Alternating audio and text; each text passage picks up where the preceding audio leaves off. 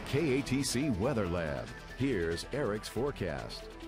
I have good news for any of those outdoor plans you have for the upcoming holiday weekend, as it looks like we're going to continue to have more sunshine. The only downfall it might still be a little bit on the hot side, as temperatures will get into the lower 90s for our Saturday and Sunday, and then a few more clouds will develop as we move into our Monday, with maybe a slightly higher rain chance as we get some of that tropical moisture to make its way back in. But otherwise, looking like a great holiday weekend in store for the region. Taking a look right now on the satellite and radar picture, we can see what's left of post-tropical cyclone Harvey making its way up into the Ohio Valley. It is producing some showers back across the East Coast from the Washington down into the Carolinas. We had some stronger storms back through North Carolina earlier this evening, but that's all beginning the weekend now. And we also have some showers and storms making their way in across Florida. But all that moisture is going to continue to stay off to our east. We're on the back side of this, so continuing to have that dry air wrap around in. And that's what produced all those sunny skies today and making for a clear night across Acadiana as we go throughout our Friday. You can see not a whole lot going on. Earlier this afternoon, we did have a few stray showers make their way through the southern portion of Acadiana,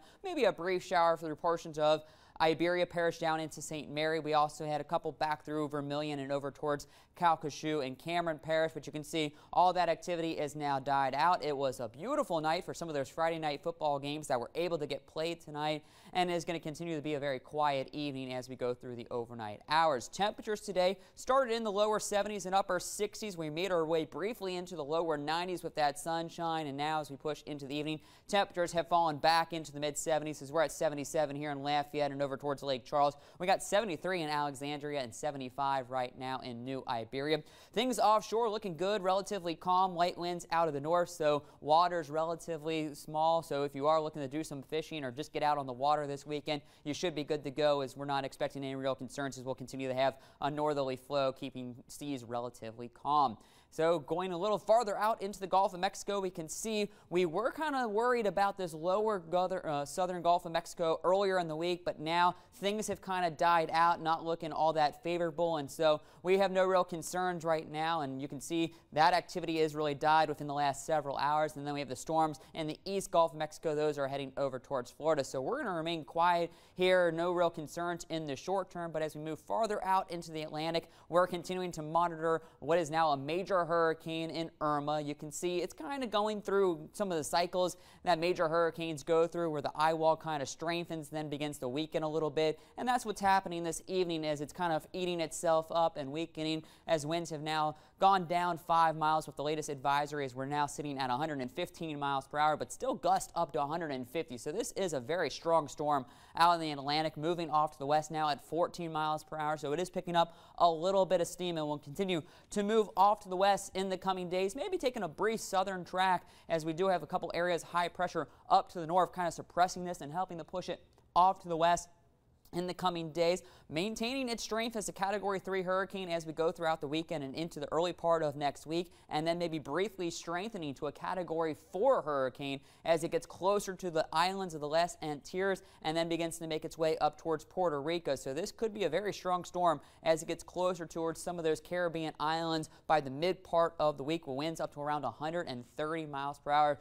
So that's something we're going to have to keep an eye on. And then as we go beyond that, taking a look at what the spaghetti plots kind of show, it kind of keeps it all going up to the north and northeast, riding just to the north of the Bahama Islands as well, and could maybe head towards Florida, or it could continue to head up towards the Carolinas and maybe hit the northeast. But this is the official track. You might have seen on social media some of these get into the Gulf of Mexico and head towards our region or over towards the lower portions of southeast Texas. Do not believe that. That is not a credible source. This is what the actual models are looking like, and it looks like to be good news for us here in Acadiana. But again, we're going to have to continue to watch this, as things could change and it could maybe turn and become something that we're going to have to pay attention to. But right now, I think we're good, and Irma is going to remain off to the east and be more of an issue for our East Coast friends as we go throughout late next week and into next weekend.